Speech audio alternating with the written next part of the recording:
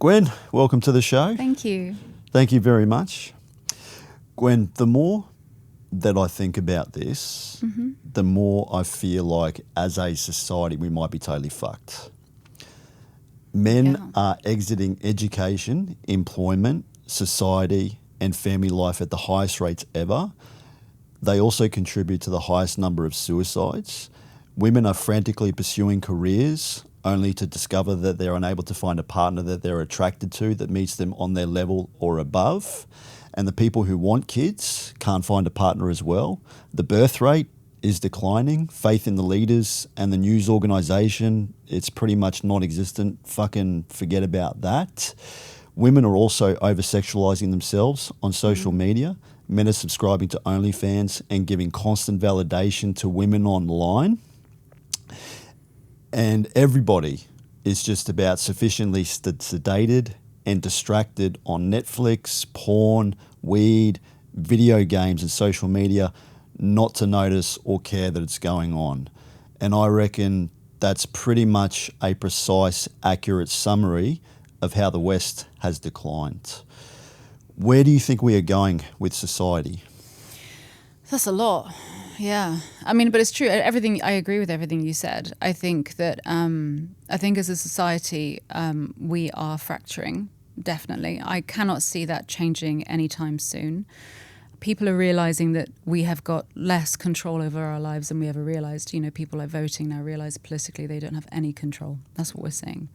That we can watch horrific things and traumatic things on television, on social media, and nothing can, no matter how much we care about it, you know, we can do nothing. And people are becoming apathetic because it's easier and simpler to not care and just to focus on your own bubble. We've also got the bigger challenge that we are polarizing much more as a society in every possible way. It's like if you look at, it's like, you know, when you look at football or rugby, you know, in teams and people are picking a side more than ever. And what happens between that, everyone's taking on those sides as their identity. And then everyone's now looking at each other and just not allowing complexity in their lives. It is a simpler thing for the brain to be able to polarize. Yes. Okay, so it takes away the thinking. And then on top of that, we are being trained and we are allowing ourselves to be trained every day not to think. And there was some research recently that came out, I saw it last week, about the fact that cognitively, you know, depth of thought is no longer there. If you're studying through school or university, etc., we are no longer sitting in thought. Everything is about reaction. And the algorithms that we're looking at and the dopamine hits we're getting every day are literally training us into that. So where do I think we're going? I think we're going in a terrible direction, and I believe it's getting worse at a rate that feels pretty exponential at the moment. Yes. I do. Yeah. I think there's a gender war. There's a lot of combativeness between men and women. Yeah. And men are bashing women, women are bashing men. And I think the biggest problems in the world, if you think about immigration, if you think about the declining birth rates, if you think about the high rate of crime, if you think about inflation, I think in order to fix the big problems of the world, you need to fix the small problems. And it starts with men and women coming back together, complementing one another, not one above the other, and working as a team. And and everything will be fixed. If you had to pinpoint the two root causes behind these tensions between men and women, what do you think they would be? I think it actually comes down to one big one. So it's when you're looking at if we look at, I know there's different genders and everything, and people talk about different identities. We're just to clarify, we're talking about the men versus women gender divide, which is the bigger divide, right? It's because they're not fighting identities. They think they are. They're fighting realities. So the female reality and the intersectionality, the complexity behind the female experience of who each female is so layered, so unique. But then they wrap it up as it's women, right? It's all about women. It's all about matriarchy. It's all about the rise of feminine power, feminine rage. And these words do have power and meaning. But then you look at the male side of it. It's like, no, the men we have to stick together. That's our identity. We're men. But you're not, again, dealing with just men. It's about the realities that go for men in their unique scenarios. Like men, if you look at the biggest challenge you've got for men is that the idea of what it means to be a man now, especially with a lot of this like alpha talk, etc., is becoming so narrow. Yeah. It's like a tightrope. And it's very easy to fall from a tightrope. So we're seeing now as well research showing that the narrower the identity, for men and the components, what that means to be a man, the more likely they are to have suicidal thoughts and ideation. Yes. So we're actually taking away the complete. We're saying actually men are actually saying no. We were very simple. Yeah. We only need these things. We need a fast car. We need a hot woman. We need to be dominant. We need to be in control. Now the problem with that is when you slip, that will wobble very quickly. And men, I see this in sport and performance all the time. When men fail or feel that they fail, they are less likely to sit there and think, okay, well, I'll it's not my identity. It is their identity. It's a huge part of their identity. Yeah. And when you're looking at the genders as well, it's like what's that movie Interstellar where they have it? Is it the Tesseract? Yes. Yeah. Right. Yeah. And yeah. I love this because I saw great movie. Yeah, and I It saw is a good movie. and when you look inside the Tesseract and you see how everything's layered, all the realities are going on at once. Everything's layered. It's going on at the same time, right? All going on at the same time. But that's your reality. That's what your reality is like. Now imagine having billions of them. And then people are trying to simplify themselves down and saying, no, it's about me being a woman and you being a man. It doesn't work. And that to me is the biggest problem that we have. And if you want a second one, is that we are not willing enough to find common ground. To be able to come together and everything, like you may have your views on being a man and I may have my views on being a woman. I've had my experience of being a woman and it's different to the next woman, okay? And a prime example of that, and I don't mind sharing, I was raped when I was a teenager. My friend was raped when she was a teenager. She has grown up with a great deal of anger and hatred towards men. I have not. So for whatever reasons that we have, our realities are very, very different. And when we talk about it, though, we can find common ground. It's much harder to find common ground between men and women. And men and women, there's this. Everyone wants everything to be so simple now. Yep. We break things down, and because our nervous system's like simplicity, right? And the world seems such a mess and so noisy, but we are not simple. This is not the way the world works. Two realities can exist at the same time. So men's suicide rates being something that we need to talk about can exist at the same time that we can be worried about the rising, aggression against women in certain parts of the world. Yeah. So, or in many parts of the world. Those two can coexist. One does not invalidate the other. But we make sure that it does because we're polarizing. We're pulling everything apart and keeping it too simple. What I've also noticed too, and I spoke about this on a previous episode and was talking about that with the feminist movement, I guess there might have been a potential for some households where men were quite abusive and alcoholic fuckwits that were really nasty and malicious towards their wives. There were women that are like that too, though. Yeah. I liked. Not as much, but as documented, but there is a lot of that as well. A lot of abuse towards men as well. But I think it's only a small fraction of men. Dr. David Buss said this in his book. He said it's one man doing 1,000 bad things, not 1,000 men doing one bad thing to women. Yeah. And I think what happens is we take the exception to destroy the rule. There's a small minority of men that misbehave, and I think this is one of the revolutions of the Me Too movement, is it brought to light toxic male behaviour. Yeah. The problem that you have is if women have a bad experience with a man, they tend to not have that trust for all men. And you see online, women are bashing men saying, no, it's all men. They just paint this brush. They say all men are trash, all men are narcissists, all men are misogynistic, all men are violent. And I'm thinking, no, some men are pieces of shit, but also some women are also pieces of shit. Absolutely. How do you differentiate between the two? That's the tricky part. It is. Yeah. You know, because of my work and working in my field and working in psychology, it was like when people talk about pedophiles. People always associate, most often, pedophiles with being men. Mm-hmm. And the number of pedophiles that are women is a very large number. Yeah. Oh, and it's very, very frightening. That people say to children, if you're in trouble, run to a woman. I'm just like, man, I just don't want them to run to either. Yes. It's not, but this is again the polarization, right? If I've had something bad happen to me, and there are women out there who've had very traumatic experiences, okay, with a man or multiple men, maybe one man or more experiences. And the sad truth is, if you've grown up in an abusive household, you often seek out relationships that can end up being abusive because there are things in those relationships you recognize and you normalize and feel used to. So you fall into the same trap again and again. Yes. So what they will learn then is it will completely reinforce that men are bad. Even though the women have had one very traumatic experience, it creates fear. And fear is a very powerful thing.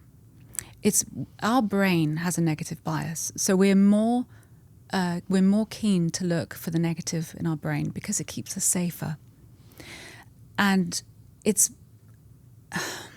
you know, camaraderie with men and camaraderie with women, you know, coming together is such a beautiful thing. But that also brings together so much negative bias as well. So it's like, well, I've had that experience. I've had that experience. I've had that experience. When you meet women, not maybe all of them, you know, have been raped, but the vast majority have been sexually assaulted in some way. My God, I've had so many occasions, even in the corporate world, where it's happened, you know. So, and then that becomes the identity of the group. So the group identity comes together. And that's where they're standing from. And that's strength.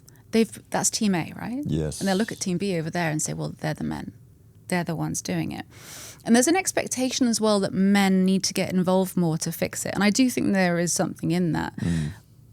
But there's a lack of recognition for the amount of men out there, the amount of men who are trying to change the perception that, you know, women say like, oh, I see online, I choose the bear.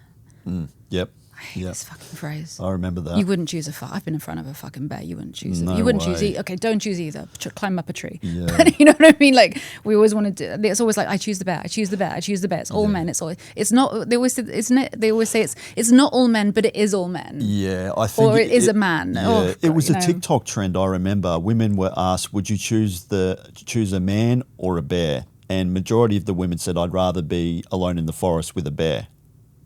Yeah. Yeah. Yeah. I mean, there's lots of psychology behind that, but I think that's a different day. Yeah. But this is what happens, though. We're very tribal as human beings. We want to we like to, you know, it's like we see gangs. They all wear the same hoodie.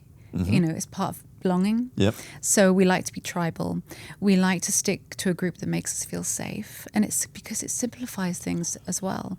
But what happens when you're in a group, and you see this with like a lot of groups that are impacted like by collective narcissism, is that there are unspoken rules in that group, but you have to agree with all the group rules really to keep being part of that group.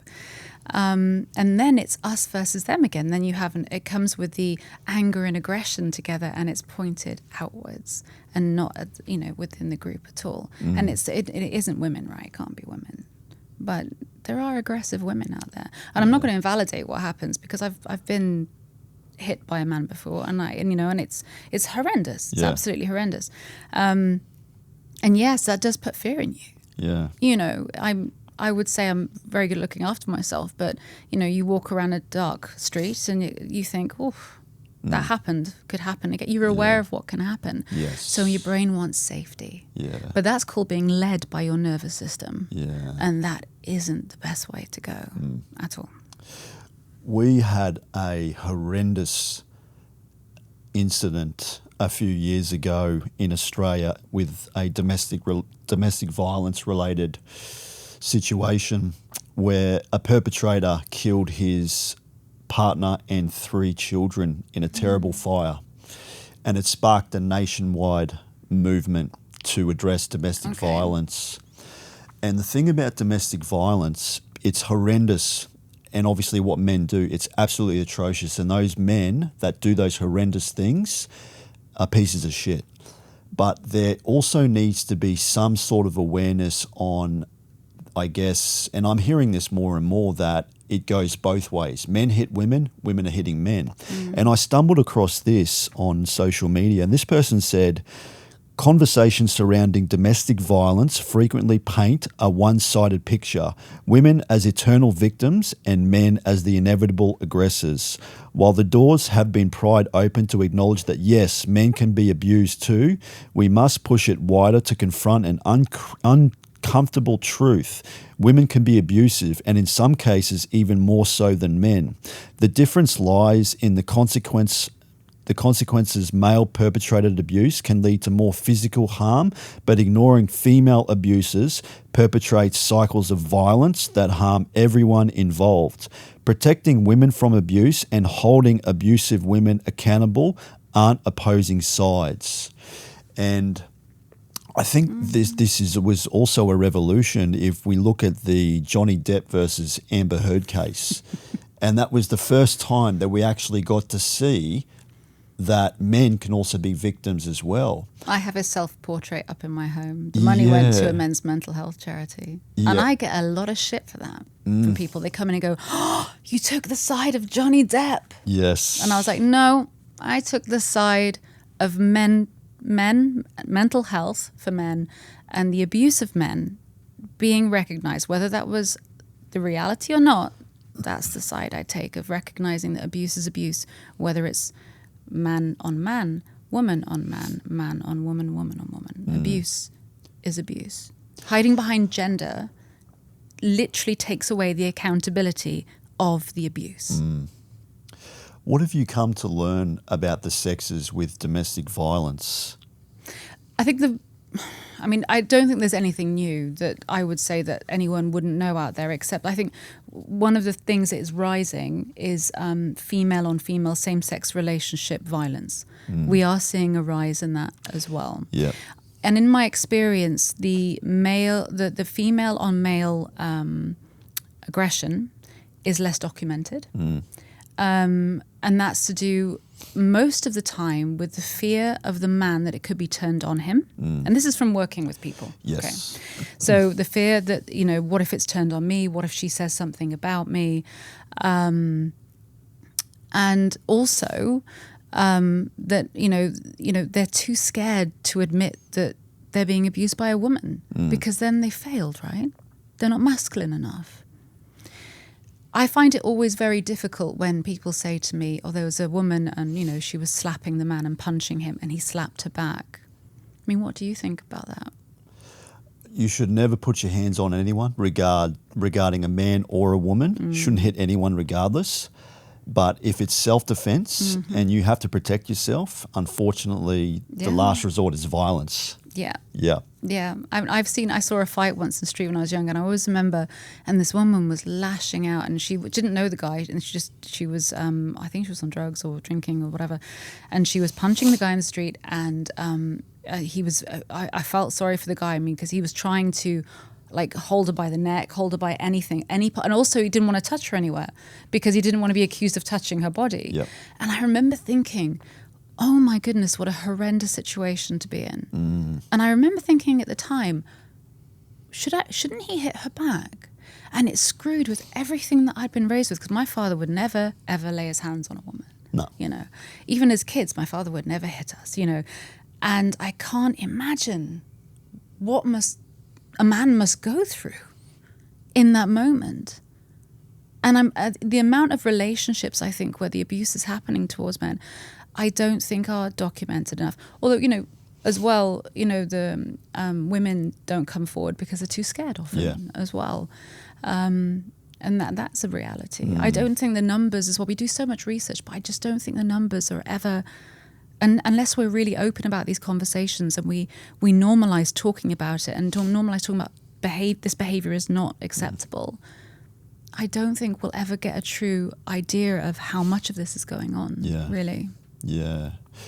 And I did hear, and this is actually, it really shook me that lesbian couples actually have the highest rates of domestic violence. Yeah. Did you know that? Yeah, I've seen some of the studies on it. I think they need to do more studies on it as well. Yeah. But it's research that is coming up, and they are seeing a lot more of it.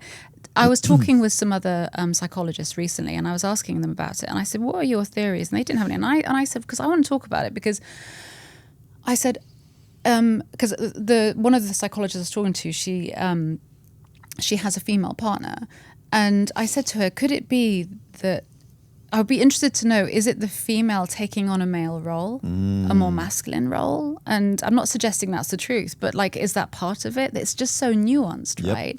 What is that dynamic in the female relationship, where that comes from?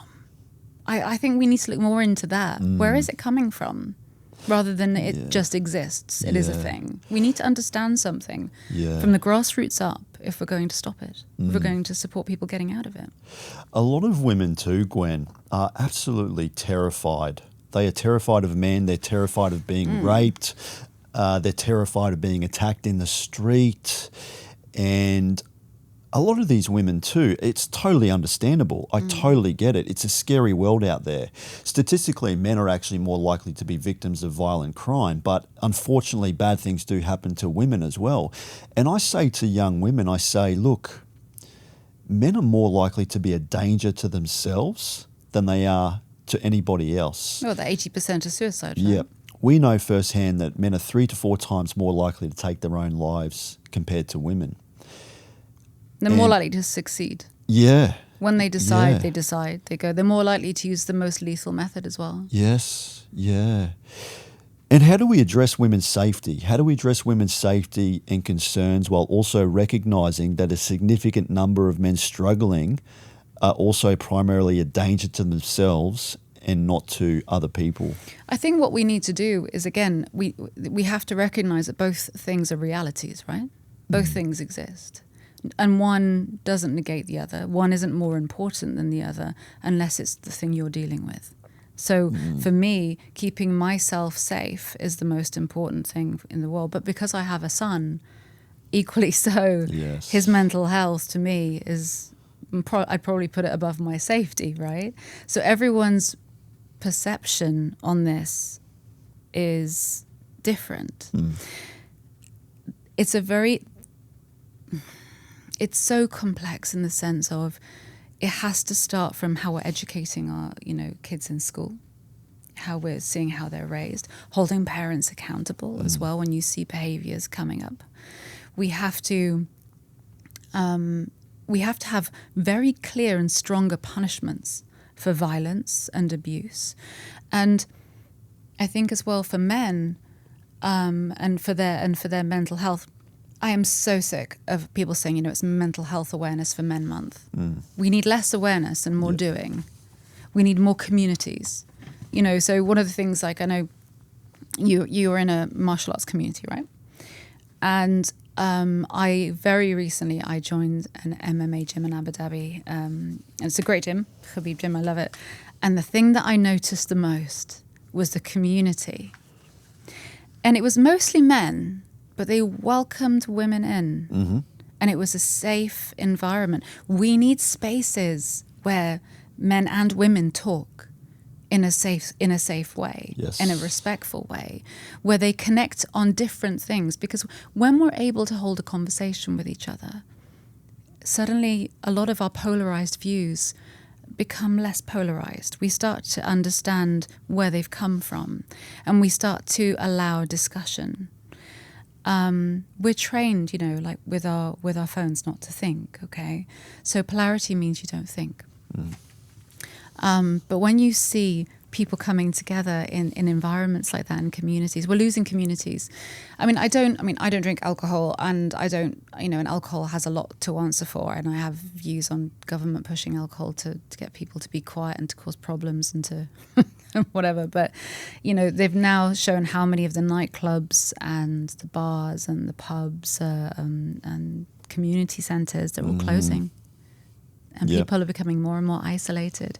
And the thing that we need is to be able to get people into spaces where they feel safe enough to be together and to talk about things, and to normalize having fucking conversations would be fantastic.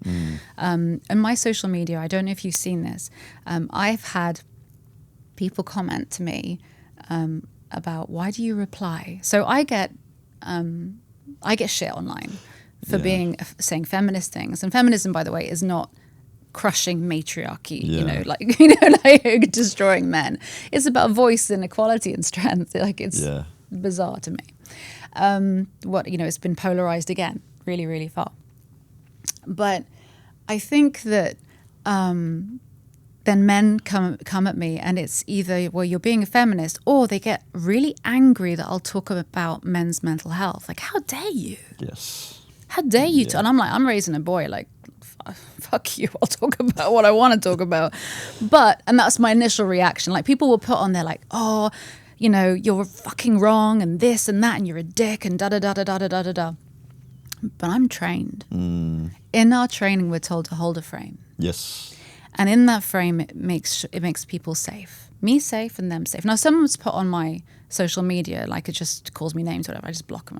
And I take away their comment, because I'm like, you don't get to be part of this discussion. You're not behaving. You don't get to be part of the discussion. I'm being a mom. Right? I can go sit in the fucking naughty corner on Instagram or TikTok. But I can tell you this, 80% of the aggressive approaches I get from men who are angry resolve, and they end up following me. And most of them apologize for how they initially, I don't ask for an apology, but they apologize about how they initially approached me. And all that I do, I've got a very dry sense of humor, which I think people see a lot as well there as well. So like, people say a lot, tell me something new. And I'm like, yeah, did you know? And I'm a bit sarcastic about what I say. But for the most part, though, I'm like, wow, okay, right. So, but have you thought about it from this point of view? Because you're saying this, and I think there's truth in something that you're saying there. But, and then some people really push and like, no, you're wrong. And I say, okay, what you've done is you've gone from this to this to this to this. And then they'll go, oh, but you look like you've got loads of plastic surgery. Okay, now we're going to insult. That means you're losing the argument. Let's go back to what you're arguing about. Yes. And I hold the space safely. It's got to be a heated discussion. We're not going to come together as men and women and go, oh, should we have a fucking tea party and all get along? And it's not a fucking life. I always say this to people, like, life isn't an episode. Do you have Barney? Barney and Friends? Yes. Yeah. Life is not an episode of fucking Barney. We're not all going to hold hands and sing fucking Kumbaya around the fireplace. Oh, would you like to share a marshmallow? Yeah. It's not the way the world works. No. We have to have uncomfortable conversations. I've had a client, I don't like talking about client stuff too much, but I have had a client in the past who considered himself an alpha male, huge fan of Andrew Tate. Yeah. We did amazing work together. Because I didn't go in there thinking, well, you're fucking polarized, you're stupid. I'll just sit in my corner then. What are we going to achieve? Those opinions, our experiences, our fears, the threats that we are really, really afraid of, our want for apathy. Because sometimes, it's like, if I could just get away from this all and not be involved in the complexity, it makes it so much easier. Yeah. We have all of this going on for us, but they can't be solved by sitting there and going, hey, should we have cucumber sandwiches and tea and talk about it nicely? We have to have a heated conversation. Yeah. Like, you and I, guarantee, you might think we get along, but I bet you there's shit we're not going to fucking agree on. Oh, 100%. And it's one. Yeah. All right. So it's a little bit enthusiastic. but that's the way it's supposed to be. Yes. Like, you and I could. I have a male friend, and he'll know who he is when I mention this. He likes some of Andrew Tate stuff, and we don't agree on the stuff that he likes, but we agree on other shit. Yep. I saw something from Andrew Tate where he was, okay, so for the most part, I look at his past and how he's treated women and stuff, but I also see someone, I'm not going to diagnose him, but I see his past. Yeah. I see how his father treated him and his mother, and I see how he's normalized having multiple partners of women. Okay, so we can see where this is going. Yes. Because then if you break the illusion of what your father was, then that person you looked up to, it changes. There's lots of complexity, and we shouldn't diagnose people on podcasts and stuff, but there is a lot that goes on there. It comes from somewhere. I can sit I can happily sit with a murderer and hold space for them and understand that they need that frame to work through how they got to that point. I can work through that point with them. Yes. I could sit with a rapist, and I've been raped, and I could work through that, and it's not comfortable. And that's stuff that we call bracketing, right? The stuff I got it, like in math, you have the bracket. Yeah. It's like that shit that goes, I'm not shit at math, right? But we know that shit means something. Yeah. But it's like you stick it to the side and go, that's important, but it's not important for my client. Yes. Okay. But I could sit in that with that complexity, because if we don't understand where people are coming from and their realities and what they bring to the table and why this happens and why they get to this point, like polarity and people being so angry at one another, I don't look at the anger. I think, fuck, what happened to you? Mm-hmm. Yeah. Damn. Yeah.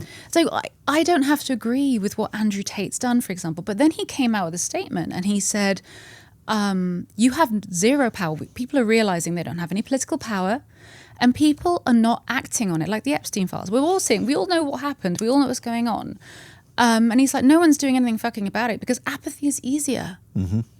And I got a lot of shit online because I was like, I don't agree with a lot of what he says, but that was a very intelligent thing to say, and I agree with that. Yeah. I don't have to agree with you as a whole human being. That doesn't work. I don't have to agree with everything that you believe in. I don't have to share every value, every thought, but we can hold space where we have some overlap. Yes. But I can still respect and say, I don't agree with some of your shit, and you can keep that away. And you don't agree with some of my shit, you can keep that away. Mm-hmm. It doesn't stop us getting along. Yeah. I think also the problem as well, Gwen, is people can't use their fucking brains. No, we don't think anymore. I love this quote. Bruce Lee said, absorb what is useful, reject what is useless, and add what essentially is your own. And if you think about good, if you think about the extreme end, like Andrew Tate, there are some good points he makes. Go to the gym, be kind, look after your mum, look after your daughters, love thy neighbour, all kind of basic stuff that we would all agree on. But he's complex, right? Yeah, but he's very complex. But you can take bits and pieces of what people say and utilise that and say, right, that makes a lot of sense. I don't agree with those points, but I agree with that. You're absorbing what is useful, taking it back to Bruce Lee. People can't fucking do that. And they can't believe that people can change either. So he came out, I fucking hate making it about him, but but he was interviewed, and I saw this interview, and they said, what would you do though? Would you disown your son for being gay? Did you see this?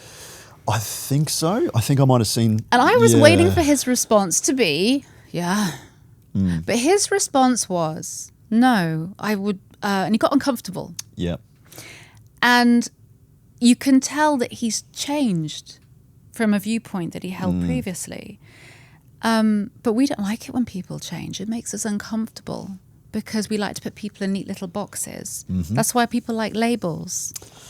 So we all like our labels, don't we? We all like to label everybody. That's why I love it with my, I wanted to become a doctor in psychology, covered in tattoos, and I've got a posh voice, which, originally was Welsh, and I grew up in a little Welsh village, and people are like, what the fuck is going on? Because I don't sit in the boxes, right? They're just like, which box do I put you in? I don't know where to... So it makes people uncomfortable because we don't feel safe with it. But people can change. Yeah. People can change. And if we don't believe in change, we all love it as well at Christmas time. Ebenezer bloody Scrooge, don't we? All of it. The stuff that he did in the actual book that Charles Dickens wrote, it was a hideous book. It was very realistic about what was going on that time in England. But he got visited by 3 ghosts. He woke up the next day, gave people money, gave them coal in the fire, and bought a fat turkey and helped a sick kid. And we all forgave him. We love it in a book, don't we, or a movie, and everyone cheers at Christmas and have their sherry and they think, yay, people can change. And then when someone actually does start to change, they're like, well, they're probably just the same. Don't you remember what they did before? No, it doesn't take away, take again, the really bad shit that he did, and, we got convicted of stuff and whatever. But people can change. I wouldn't be in this business of psychology if I didn't think people could change. Do you believe people should have a second chance? It depends on what. And So I have a line. And when I went through training, they said you have to, and like I said to you earlier, like, you know, when you train in psychotherapy, proper training, because I don't think everyone in the world's properly trained, but if you go through really hardcore training, it breaks you. But you do get asked, what client group do you think you couldn't work with? What do you think your limitations are? Now, at the beginning, before my training, I don't think I could have sat with a rapist. Now I know I could. But I could not sit with a paedophile. And I have looked at research about paedophilia and, you know, whether they act on it or not, it's not going away. I don't believe you can change it. So I choose not to work with that client group. I don't think I'm able to sit in that space and not feel angry. So I have to make sure that I don't enter that space. Yes. Yeah. So I have my limitations. And in my mind, I don't believe they can change. And other psychologists, though, may disagree. And that's the other thing about psychology online, and I really want to say this, because I haven't said it online, I haven't said it on podcast before. There's a lot of people coming on with opinions on psychology who aren't psychologists, whatever, but even if you look at the psychologists, even things I say, everything is a theory. And it's my theory, and it's the one I gravitate towards. Nothing is fact, right? So that's my approach. I don't believe, my opinion, my theory is that pedophiles cannot change. Other psychologists may disagree. But that's what I work with. But I do believe in second chances so going back to your actual question, I don't know, being a mother, giving a second chance to someone who's hurt a child, I think that crosses a line for me. Yeah, there's a fine line, isn't there? There's a boundary. Oh no, there's a big fucking line for that for me. Yeah. With like spikes in the middle and walls and poison and, you know, and a poisoned ivy and there's, I don't, Yeah. But I think that, I think there are some things, for everyone's different, right? Everyone's got their own viewpoint on that, I guess. Yeah. What I've also come to learn of as well, Gwen, and especially online too, is if you speak about men's issues, it somehow takes away from women's issues. Women get very angry when you talk about men's issues, and some men get very angry when you talk about women's issues. And I think going back to what we were saying with everything that's going on right now, we need to understand the challenges both sexes are facing. How do we resolve that? Stop being so selfish and thinking your reality is the only fucking reality. Yeah. You know, everyone's reality is different. They're not speaking when people come and they're removing the fact that other people have a different reality to them. I had a fantastic conversation with a woman recently from Sudan, and we were talking about racism and stuff and white privilege. And she's like, would you stop banging on about racism? I went, what? There's this black Sudanese woman sat in front of me and she's like, can we stop talking about it? Because the more we talk about it, the more it seems to get worse. Like, really, can we just, we need to start doing and stop talking about this shit. Just stop it. And I was like, Jesus Christ, my perspective on this is so different because I feel so guilty about white privilege, right? So, because you don't have a choice how you're born, right? It's like a Nepo baby. You're born a Nepo baby and then everyone hates the baby and the kid that grows up who you started, you know, like on a, I don't know, I've got really old-fashioned games because I'm fucking old, so I'm trying not to use one of them. But, you know, you start further along the game. Yes. Whichever game that may be. Yep. Like in a relay race. They think that got out of that one, didn't I? Show made. But they start off further ahead. So people immediately are angry at them about that, okay? So it's about, you know, when I was talking to my friend about this and about the racism and everything, it just really opened my eyes. And she just said, we all are allowed different perspectives on this. And we all have different, and she said, I've experienced racism, but I choose not to make my life about it. But she said, I do agree, though, that we need people who have, you know, moved that forward. Yes.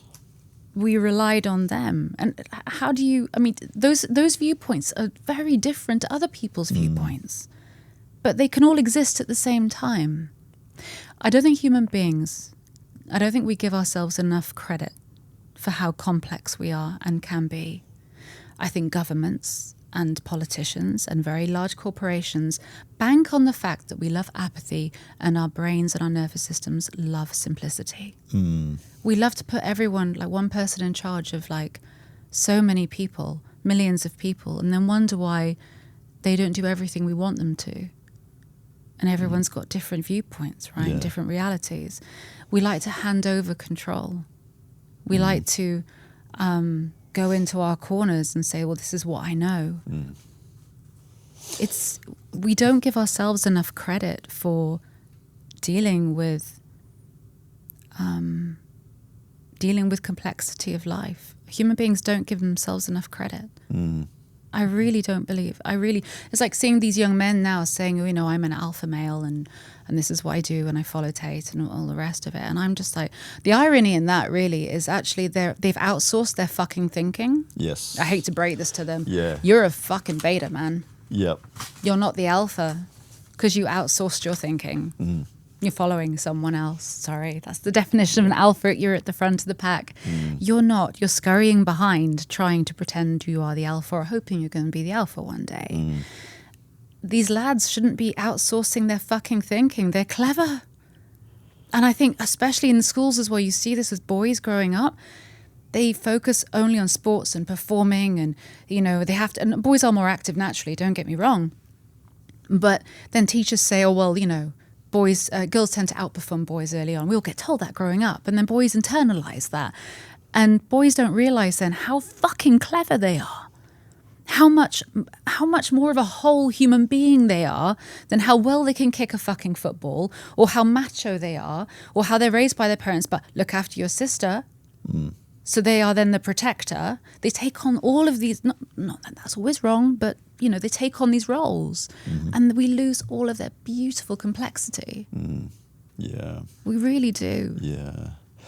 I don't want to take away any of the struggles that women are facing right now, but I'm going to list out some of the things that have been happening that a lot of people need to be aware of. Okay. And this was on a previous podcast. A gentleman was speaking with two women, and he was talking about some of the problems that a lot of men are facing.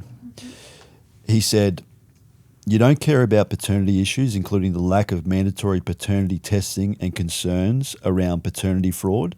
You don't care about men's mental health, including high male suicide rates and the lack of attention to men's emotional well-being. You don't care about dangerous and labour-intensive jobs and the fact that there is little push to equalise these roles. You don't care about the false accusations and legal fairness, particularly concerns that men are disproportionately affected and that due process can be overlooked. You don't care about boys' education, including declining school performance and rising ADHD diagnoses with increased psychiatric medication use. You don't care about male homelessness, including the lack of shelters and support services specifically for men.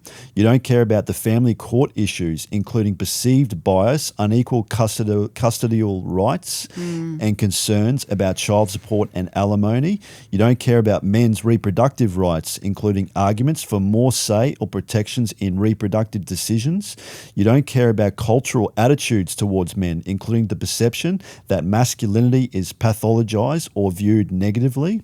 You don't care about traditional... This is a very long fucking list, man. Yeah, it is. Yeah. No, keep going. Yeah. It's like I'm just... Yeah, you don't care about traditional family values, including negative attitudes towards men who want a nuclear family. You don't care about these issues overall and claim that most people, not just feminists, ignore them. Now... So was he saying that to all women or just these women? He was on a podcast, so with two other women. And was you like women in general or you as in you too? So the two women that like... He was being interviewed by two women on a podcast, and he used reference that he seems to think that a lot of this stuff too that we're taking away from men's struggles and women's struggles, and he was using reference to some women and not painting a picture on all women. Some women will only care about men's issues if it's their brother, their father, their cousin, or relative, something like that. And I think it just comes down to empathy and character and who you are as a person. And I just think that as a society, we need to understand the struggles both sexes are facing. Yeah, totally. Women have it hard in other ways. Men have it hard in other ways too. But these are just some of the things that he was outlining. And women have more support to deal with the issues than men. And that's the one thing that underlines all of the things you've just spoken about. Women have more voices representing them on this. They have more support systems in place. There is just... there is more support out there for women. It's easier for a woman to reach out and not saying it's easier as personally and emotionally, but there are more things available to support women in struggles than there are men. Yeah. Do you think conversations about gender have room to better include men's challenges without taking away from others? Well, they fucking have to. What is the point? There isn't, women don't exist in fucking isolation. And you know what? Sometimes it's felt like that. I've worked in massive corporations and organizations. And I remember, I was working much harder than a male counterpart. And I found out how much he was on, right? And he was on nearly double my salary. And this is a common thing, right? We see that men tend to end up on the bigger salaries. And we're set up, though, as genders to not get along. So immediately in the workplace, it's, well, men get treated better, women get treated worse. If you have a CFO that can work a fucking calculator, he can figure out pretty much how to, bridge that gap with 18 months to 24 months to make sure everyone coming in is given the same pay. Wouldn't that be fucking great? And then we can figure out other stuff we need to talk about in the workplace, or actually work on performing as a team and getting men and women to work better together. But we're given shit to get in the way of us, And part of that shit we put in the way ourselves, in the sense that we're like, have you ever watched Ice Age? Ice Age, I think I've seen the first or second one, I think. I've seen There's one and two. With it, and it's got like this, I don't know what creature it was. It's like a Jurassic fucking hedgehog or porcupine or something. And they try and make him move from the hole, like, because they're like, the Ice Age is coming. And he's like, I was born in this hole and I will die in this hole. And they're trying to drag him out by his legs, right? And a lot of us are like that, and I am no exception to polarization. I question myself a lot on it. It's so easy to fall into it. It's that's my reality. This is what I know, and I'm sticking with what I know, because you know what? My brain prefers that. If I stay with what I know, it's safer. So you're my enemy. You are wrong, and I'm over here, and I'm right, because that's my reality. We cannot have conversations. People will say, yeah, but what about women's issues? And we need platforms to talk about specific issues. Have them. But why can't we talk about male and female gender issues together? Yeah. Because there are certain things at certain times as well that need prioritizing. In some countries, the male suicide rates are less and the violence against women are more, for example. Okay, if we're going by research, which is often it's difficult to measure, but then if you get together, you could say, okay, so this year we've got to do a little bit more focus, a little bit more fun focus on one side to make sure we're supporting that more. We have to also recognize and have a talk about, do we think that the research that's coming out, is this the reality? Is what, all these things that we're being told, are these what we feel are true? That's a conversation. One of the things that people told me, before I worked in Japan was, the men are so disciplined. They have unbelievable. I learned all about like the Toyota family. I was incorrectly calling them the Toyota family, but it's Toyota family. And it was phenomenal. I was like, wow, I really want to meet, all these people and see all these different companies and how these men work. And I went into one facility and I asked what they do for like anything to do with mental health, etc. There's nothing. Okay, there was nothing available. Went into one facility, and I won't name what it was, but it was to do with building things. And I said, why is everything so quiet? And they were like, shh, shh, shh, don't talk. And I was like, and when I left, I said, what's that about? No one's talking. They said, no one is allowed to talk once they enter the workplace. Because if something goes wrong in the machinery and what they're building, they'll hear it. That's the theory. And then I noticed that the men left and went straight into a bar together and got absolutely wasted and then went home and did the same again. And then I asked them, what's the biggest challenge that you've got with your workforce? And they said, oh, it's suicide. Wow. So we've got to not go in, well, you are never going to get rid of your preconceived ideas. You know, I remember when I visited America for the first time many years ago, and I was working over there, and I remember going to, I think it was Malibu or something, and I had the idea of Baywatch, right? I thought I was like, you know, and I was like, oh gosh, am I going to look good enough, you know, down the beach, you know? And I went down there, and there were just lots of different people of lots of different shapes and sizes, and you know, that was my perception. It's a really simple example of it. Okay, yeah. It's okay to come into the room, and we do this in psychology. I've got biases, but I challenge them. I've got biases that I have learned from my environment. I have got biases that suddenly whisper in my ear like the devil on the shoulder, and they say, you know, Gwen, though, remember what you were told when you were little. Remember that experience. But we've got to challenge them, and we've got to we accept that they come into the room. Don't go in and pretend that you're fucking Mother Teresa and you're coming in and saying, oh, I'm really peaceful. I'm the Dalai Lama and I get along with everybody and I've left all my biases out the door. You're complex. We have to admit we have them. Everyone has them. But it's how you deal with them. Yeah. You know?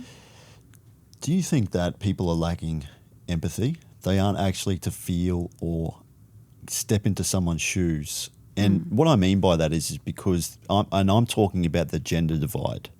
Is so not clinically, you mean, not like psychopathy and stuff, but the gender divide. Okay. No, so the challenges that I see from women, I get it. I totally get it. It's sad, and even particular, like, this really broke me too, Gwen. A meta-analysis from Professor Rinska Kaiser, he said that above 80% of women who aren't mothers after their fertility window had closed did not intend to not be mothers. In other words, it's called involuntary childlessness. So women reach economic success in employment and status and resources. They've just blown the roof in everything. They've done exceptionally well. I'm also hearing too that 1 in 5 women are on some sort of antidepressant medication. Very common. And there was a documentary I did watch. It's called Birth Gap, and it talks about this declining birth rate. Which is planned, by the way. Yeah. Women are pushed more into the workplace and have a career, and or even when I grew up, I had Sex in the City, and you had all these different shows and movies, and it's all about being the powerful career woman. Of course, the powers that be wanted the populations to decline. Right? Yeah, I'll tell you what too. Like, my heart breaks for these women, and there's support groups for these women. And they go to these support groups to grieve about the families that they never had. Yeah. That you can reach an age of 45, 50. Do you mind not putting 45 with 50? I feel offended. You don't look 45. It's like when I have to, you know, when they do the age thing now, and they always say put your age. I have to fucking, it's like that big wheel in the fucking fairground where you have to spin it. Yeah. And I have to spin it and spin it. But anyway, sorry. Well, we'll say later in age. Later age, yeah. But my heart breaks for these women that thought they had time and they missed their boat. It's so fucking sad to see that. And, you know, when you see a woman with a baby, they get like baby fever. Like women, like they have this amazing feature. Yeah. And also too that I think a lot of women too tend to chastise motherhood. They tend to think that being a mum is like being a second-class citizen. Hang on a sec. Yeah. For something you and I are incredibly grateful for, to have our beautiful mums, we wouldn't be sitting here having this conversation. We need to start pedestalising motherhood. Oh yeah. Yeah, Have you heard of, 100%. I mean, even like when you look at like things that, so in the university where I chose to do my doctorate, NSBC is really, really good. And they, you know, we talk about matrescence. I don't know if you've heard about matrescence. No. So when women give birth, same as, you know, when you go through adolescence, do you remember how crazy it felt? Like all the hormones and everything going on. Yeah. We never forget, right? And girls go through it, but they get more, right? And we feel like we're bleeding to death at the same time. So we have to go through, and we know that every month all the women, they go through these horrendous cycles of hormonal cycles, etc. Now, when a woman gives birth, the hormones go absolutely doolally, like they did at adolescence. But guess what? She has to do it with sleep deprivation, which is still a torture technique in the world for a reason. And she has to keep a little human alive. And as soon as a woman gives birth, she's told, you're a mother. That's it. Your identity flips. You're mum. No matter how many books you read, nothing prepares you for that moment of holding the baby. And you're totally in love. I remember holding my son, looking, and his eyes opened, and I was like, oh my God, I'm so in love. Oh my God, I've got to keep you alive. You know, it was petrifying. Yeah. And so now we're talking about matrescence. Now we're talking about things like women are so medically gaslit. It's horrendous. Is it something like 5% of all medical research? Is it 5% goes to women? I don't know. It's the a stats at the tiny top of my head. percentage. Yeah. It's a tiny bit of that is about perimenopause. And perimenopause, for you to reach the hormonal decline that we go through, I think you'd have to be like 180 years old. Like, that's a lot older than me, by the way. Yeah. But the hormone decline is so horrific, and they go to doctors and they're medically gaslit. Because I did it when I went through perimenopause. I walked in, I said, look, I can't sleep, my joints are hurting, I feel like I'm going insane, I'm normally really calm and I feel really irritable, and I was just told, have you got enough vitamin D? But yeah, I live in a fucking sunny country, I've got loads of it. And it's so hard to get. And a lot of, like, for example, HRT is not on, is not covered, but, you know, under insurance and stuff. So I think, and that's all part of motherhood as well. And then also, going back to your point, women who haven't had children, who suddenly go through perimenopause and menopause, not always, because I've got friends who didn't have kids and they are really happy with their lives, but they've got partners, they've got animals, they've got something going for them. They don't have that loneliness. Although there are some people like, you know, Enya, she lives alone in a castle, loads of cats. I get, you know, she's happy. But for the most part, women I meet who haven't had children, there's a moment, even when you've had a child and you get to that moment, you think, have I lost my use? I've lost my chance. I can't have that now. And it is a grief. It is a form of grief. Like, even when women are going into menopause, we grieve the version of ourselves that we once were. And we're not explained, there's not enough information about, the same with men's mental health and issues as they get older and what they go through. There isn't enough conversations from previous generations, because my mum and dad are boomers, right? So, and I'm like at the tail end of Gen X. So my mum and dad are boomers, and it was just like, you just get on with it. Yep. I remember calling my mum, because I was alone when I was pregnant, and I was, I think I was 8 months pregnant, and it was the first time I was very active, and I called her and I just said, I can't do this, I'm so tired. And she said, you're not dying, you're pregnant, get up. I got up and I was fine. But I mean, I was a bit like, okay, that's a bit harsh, you know. And when I said to her about HRT and stuff, she was like, well, women have always done it. Why do we have to fucking suffer? Yeah. You know? Yeah. But it's this whole sort of, no one talks about that grief that women go through. No one prepares you for it. And I said recently as well with some friends of mine, I said, our fucking responsibility as Gen X women, because I think Gen X women, especially the ones that are close to millennials, we've got we don't give a fuck attitude on many things, but we're very blunt as well. And I think that one of our duties is to say to young women, we need to educate them. 100%. And say, do you know what? This is shit, man. But it can also be an evolution. My friend Magda calls it an evolution. It's like, but it also is, there's a beautiful thing that happens when you go over 40 as a woman. You stop fucking performing.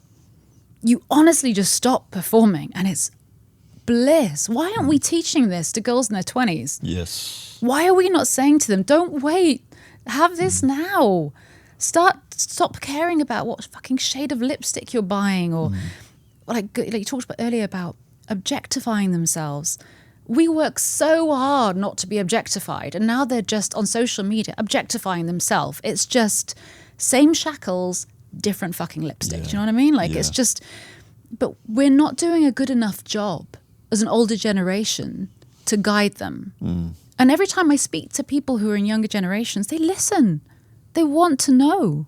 And we're not doing enough of it.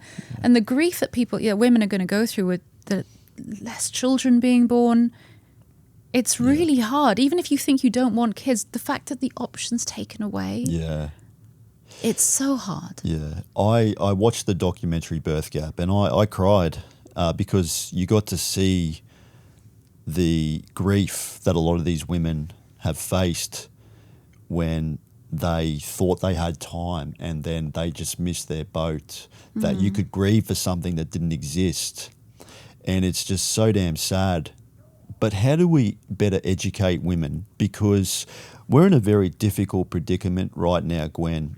Because of the way society is, it requires both parents to enter the workforce. Therefore, the kid isn't getting enough time to spend with the parents. The government's raising them. The school system's raising them. But also, I guess that women are in a situation where they're forced to work. And it's incredibly difficult for even them to find a suitable partner. How do we... In both ways as well. And both ways too. But how do we... And let's focus on women, because I think this is a big problem that I think a lot of women may face in the future. And this is fucking sad for me to hear about it. But how can we better educate women to better prepare if they do want to have kids down the track? I come from this with a great deal of emotion, because where I was living when I had my son, I was only allowed to be off work for 6 weeks. And at 5.5 weeks, I was told if I don't come back, I was going to lose my work. And I was the sole financial provider for my child. So I had to hire a nanny. And I missed so much of that time. And one thing I want to say, though, I know a lot of people say you have to be with your kid all the time and everything, and I do see the research in either way. I will say this, though, to the mothers who can't do that, because there are so many who are in that position and it's going to get worse, it's about the quality of that time. There's a powerful thing about any time you're with your child, get rid of your fucking phone, get rid of it. Just put it in another fucking room, lock it away, and just be fully present with your kid, because 20 minutes, 30 minutes of real presence in a day is better than having a mother in the background chatting to her mates or on her phone for 4 hours. It was really hard. I remember crying walking to work, and I'm a strong fucking cookie, but I sobbed every day going to work. They also tried to take my bonus away because they wanted to be fair with the team, and I'd done most of the work, and I went up to the billionaire's office and told him to shut his fucking mouth and give me my bonus. I got my bonus because I was like, I'm not taking that away from my child. But I think, I mean, what for you out of it, though, is your biggest concern watching that? What was the one thing that stood out to you the most before I answer? I think it goes back to the gender war. I think the most beautiful thing on the planet is when men and women get together, raise a beautiful family. And you and I can be, we're grateful. I'm incredibly grateful to be in a position where I have life. You know, I didn't choose to be in this world, but life is a gift. And I can understand from so many different angles the joy that you would get from raising a child. It's magic. Yeah, because my brother has 2 kids. My 2 sisters have 2 kids. And I see my brother has changed immensely. Something changes you when you have a kid. It gives you purpose. It gives you meaning. It gives you fulfillment. It gives you joy. And I speak with a lot of men. They all want kids. Every man that I talk to says, yes, I'd love to have a son. I'd love to have a daughter. I'd love to have kids. Yeah. Unfortunately, I do hear a lot of women that say, oh, maybe later, I'll have a kid later. I'm just focusing on my career. And I don't know where to go from here. And I don't have the answers. But the thing that I took from the documentary is just the grief and the pain that a lot of these women were facing. And it's a very dark road that I think is happening right now. And this goes back to that Morgan Stanley that we were talking about earlier before we shot this. I put up a post and it did get a lot of backlash. So Morgan Stanley has predicted that 45% of prime working age women between the ages of 25 and 44 will be single and childless by the year 2030. And this was done by investment bankers to see where they could invest their money in. So single people might tend to buy, cat toys and pet toys, box wine. So it's a marketing thing that they're looking at. Vice versa, we know throughout history that non-partnered childless men in society tends to be the most unstable. Men who don't have a reason to behave will commit violent crimes, have a lack of purpose, and be unable to contribute meaningfully to society. So we're seeing both directions. We're seeing women becoming childless, depressed, on medication. I don't think you're seeing a lot of rise in violence from the men's side of it, and I believe that's because men are being sedated and distracted. They're retreating to porn, weed. And porn addiction's huge now. Video games. Yeah, things like that. And this is what I've identified from watching that documentary. We're not fucking producing enough kids. That's for starters. Japan went down, I think, by 600,000 people back in 2022. They're saying by 2050, China's population of 1 billion will be half of that. So you have an ever-aging population. We're living longer, but now schools are closing down. Schools are closing down all over the world. And it's just fucking sad. But that's what I took away from the documentary. I think there's a risk as well that women will then have pressure to get married because then they will be blamed for men behaving badly if they don't. That's the risk that we've got to be careful of. Because the male issue of not having purpose and wanting families is it's a combined issue, but it's also their own issue too. And that's important to focus on, to make sure we understand what are they looking for in partners, how, making sure they have situations where they're able to meet. So for example, about gaming, some of the gaming communities are great because my son's a gamer and he games online and they have great friendships online. So they've actually resorted to this. And that's wonderful, but they're not learning how to interact physically and, with, a girl came up to my son and he'll kill me for saying this, but a girl came up to my son and she was desperately just trying to hold his hand and he was just like, and he kept pushing her off saying, would somebody help me here? Like, I don't know what to do. And I realized by that age, I'd been holding hands with the opposite sex or whatever, and you started to build up and see this sort of like the boyfriend, girlfriend, the little boys and girls and stuff like that. And I see it for men and the being, they're being, like you said, distracted into OnlyFans, porn. But there's also for men, social media loves fucking polarization. Dopamine hits more extreme the view, the more the algorithm loves it because it's the longer watch time. We're more drawn to things that are polarized, obviously, than we are anything that's the nuance in between. And a lot of stuff that I've seen as young women saying, men have to be like 6'1", they have to have this job, and they have to, and I'm just dying inside. I'm just like, what the fuck? Where has this come from? Because I remember growing up thinking, you want a man who has a career, who has or has a plan in terms of he wants to, has goals and he treats you well. And, I grew up obviously in a different generation. It was like, open the door, for me. Or our biggest problem back then was like, is he going to split the bill? Like, what do we do in that situation? We don't want to make the man feel not like a man, because men used to get really offended when I was dating and be like, why would you think I'd want to do that? But we've got different things, and then girls are saying, well, this is what I expect. So, and that's not all girls, but that is the examples they're seeing in social media, right? And they're seeing away from everything else. And then on the other side of it, where you've got, women not wanting to settle down, I think it's really complex. I don't think we're asking the younger generations and the youngest generation, why not? My son said something recently, and he's young. I remember one of the first things I said to him, what do you want to be when you grow up? Do you have any idea? And he said, I want to be a dad. And with all the conflict in the world, and as you know, we were in an area of conflict recently, until recently, I said to him, what he was in deep in thought. And I said, what are you thinking about? He said, I don't think I ever want children, because what kind of world will I be bringing them into? And I think that's a huge part of this. I don't think it's just to do with male and female opinions. I think it's to do with what we're witnessing in the world. Because when you do have a child, you do think, can I afford to have the child? Well, you should do. You should be thinking, can I financially support the child and myself? Can I turn the lights on and feed them and keep them safe? Can I make sure they're educated? But it's also, are they going to be safe in this world? And when you ask people now about what, and oh my goodness, like, you know, what does it mean to be a mother? I think a huge part of this is that when I became a mum, I was not prepared for the amount of fucking judgment from everybody, no matter the gender or the age group. Really? It's hell. It's absolute hell. But then, you know, now on social media, you have all these people showing you and playing out these roles of perfect motherhood and what it means to be that kind of mother.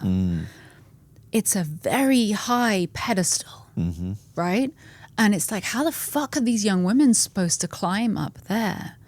But also be aware that they want to have their own businesses, or they want to have goals and they want to do things. But men seem distracted over there with OnlyFans, and I can't compete with that. I spoke to a young girl not long ago. I say girl, I mean, I used to love being called a girl, but she's a woman. But she's 24, and she, beautiful young woman, my God. And she said to me, I'm so scared to date, because all the guys I know, they're into all like the OnlyFans stuff and that, and I can't compete with that. And she's had so much work done at the age of 24, and she told me she had another procedure coming up and this, and it's so much more accessible now to go with the trend of what your body should look like, that they're altering themselves at such speed. Yeah. And for who? Because it's not for them. I can guarantee you it's not for them. Yeah. And they're trying to perform as well. And the sad thing is, men are trying to figure out how to have that family. Girls don't feel good enough. Men don't feel good enough. And we're literally destroying all their social connection. Yeah. What I also think too, Gwen, is we are measuring people on extrinsic value as opposed to intrinsic value.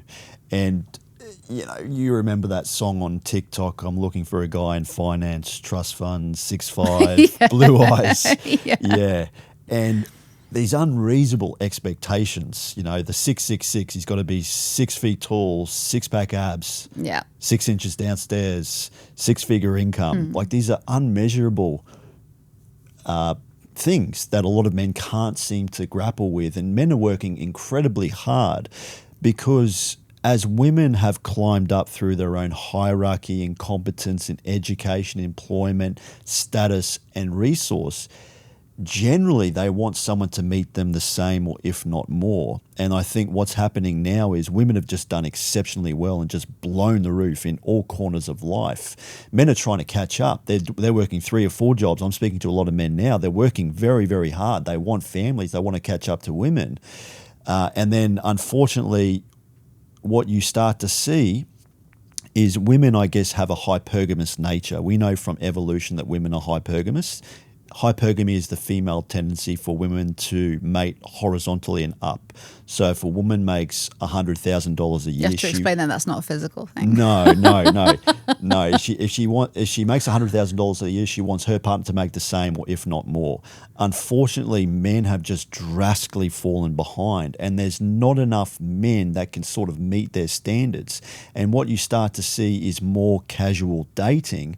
So men are incredibly paranoid about, and this is why the Manosphere and Andrew Tate blew up, is because they're looking for guidance. It's a vacuum, isn't it? They're filling the vacuum. Yeah, that's what they're doing. And they're saying you can get those things, but you've got to act this way. Yeah.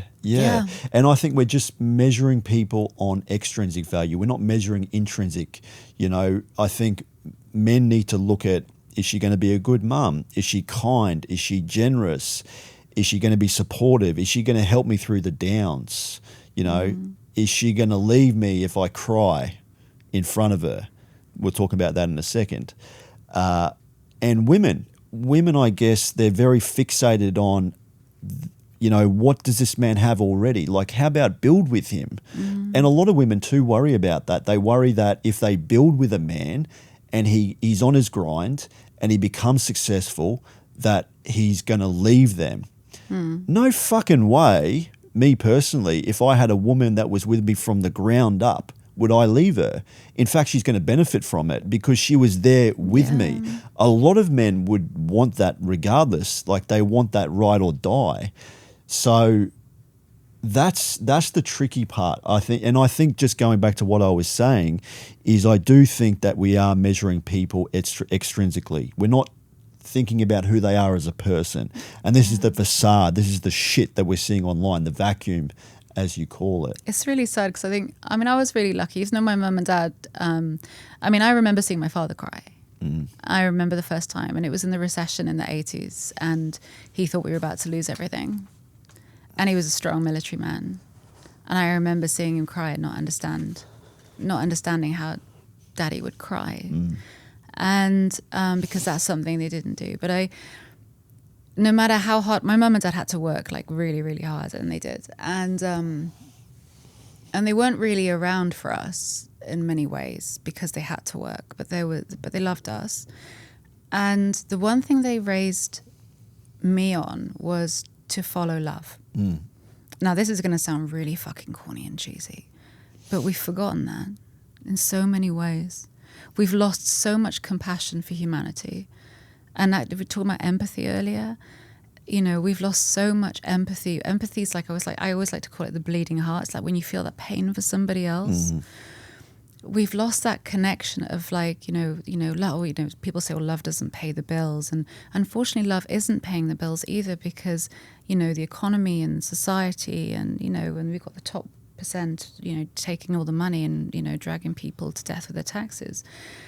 That's validating that theory that love shouldn't come first.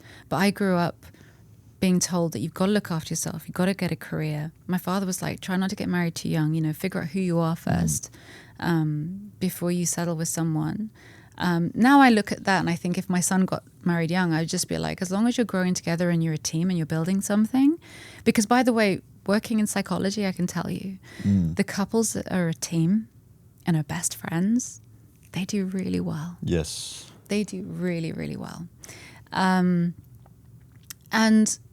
the ones that focus on the extrinsic, you see more affairs. You see more leaving. And it's also the narratives that we're sold as well, right? As well, that the more but there are some people who do really well and they have a really high success rate, and people will assume, well, they won't want me or they'll leave me. And then you've got things like, I was speaking to someone recently about age gaps as well. And when I married someone 12 years younger than me, and I always remember this. I remember when he proposed, and I did say, but you're 12 years younger, or 11 years younger. I think it was 11 years younger. And I said, you'll leave me for someone younger. He said, really? Because no older husband's ever left a wife for a younger woman. And I was like, oh, yeah. Just blew it up, in front of me. Because you don't realize these stereotypes that you've been given, right?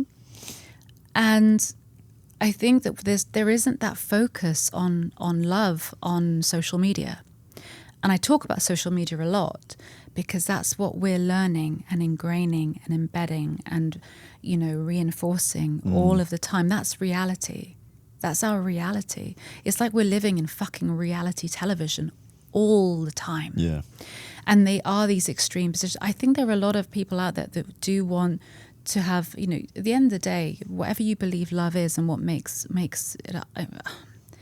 I know what love is. I'm very blessed because I remember looking at my son and thinking, damn, it's like the whole universe in his eyes, but I think there isn't enough focus really on that beautiful human connection. There are things that are important though. You've got to want some things the same. Like you both might someone might not want a family. Someone might want a family. Sometimes you get two people together that feel lots of love. It's just the wrong time, and it doesn't fit. But if you're leading with what can this person provide, what level is this person at, we've gone back to the fucking 1800s. We're going to start handing out fucking dowries. It's just like, oh, he's got an estate. Well, wonderful, he's got an estate. Does he love you? He's got a Ferrari. Does he love you? Because I tell you what, if he loves a Ferrari more than you, we've got a big fucking problem, haven't we? Yeah. And it's when girls will tell me, I see these girls saying, oh, yeah, like the thing, he's got to be, the song, and he's got to be this height, he's got to be this, and he's got to be that, and he's got to be really buff. And I'm just like, that's great. You're not actually loving him for who he is. Because there was a lecturer years ago called Kath, who's a wonderful woman. I remember her saying to me, all that matters. So I was dating someone at the time, and he was a carpenter. And I was like really high flying. I was doing my postgrad and everything, and I was really high achieving. And I said to her, but what if we don't match? And she said, the thing you've always got to look at, because he made me laugh, right? He made me laugh. We had a good time together, and we connected, even though we had different things going on, different kind of careers. But she said, you've got to remember, it's the mind that's left with you. The friendship and the mind that's left when you age, when you go through illness, if there's an accident and he loses an arm, or you end up with cancer. And having had cancer, I can tell you, like it's one of those things that what those people have to offer, what status they have, how good her fucking hair looks, or, how big her tits and arse are, or how skinny they are now. As skinny's back in, that's fucking fabulous. I saw in the 80s and 90s, and now we're back, it's great. Just starve yourselves, be weak, and just be pathetic and sit in a corner, because that's what you should do. But if you don't have that connection that's intrinsic, your relationship will not last the test of time. Yeah. And that is true. And now what's happening is that people aren't getting together in a normal way. No. It's like the swiping culture. And I have single friends, and I'll sit there, I'll go out for dinner with them, and all I see is their head down when the conversation lulls and they've had a few drinks, and they're like, swipe left, swipe right. They're doing this. And I'm like, it looks like fucking Mr. Miyagi from the Karate Kid. I'm just like, what the fuck is going on? And they're like, oh, and I'm just like, how horrendous is that? Yeah. You literally are just like measuring. Yeah. You literally are not good enough, based on this little profile and a photo. Yeah. I think dating apps have just completely ruined modern dating. They have. It's just absolutely destroyed it. They have, absolutely. Yeah. It's. I can understand why it was introduced, because it was really hard sometimes for people to meet if they were in isolated places, etc.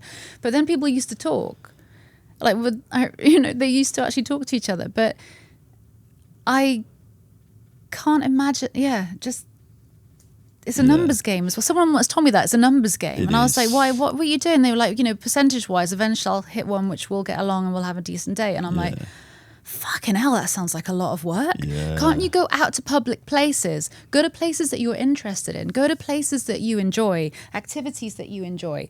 Go out and get off your fucking phones, look up, and you might actually see someone and have that moment of connection, lust, whatever it is, and it might grow into something. Yeah. And you've got a great story to start it from. And when I see people with breakdowns in relationships, and I've seen friends go through divorces, I've seen clients go through divorces. And there's something common that I see. The ones that are going through marital troubles, the ones that stand a chance of fixing it are the ones that had magic at the beginning.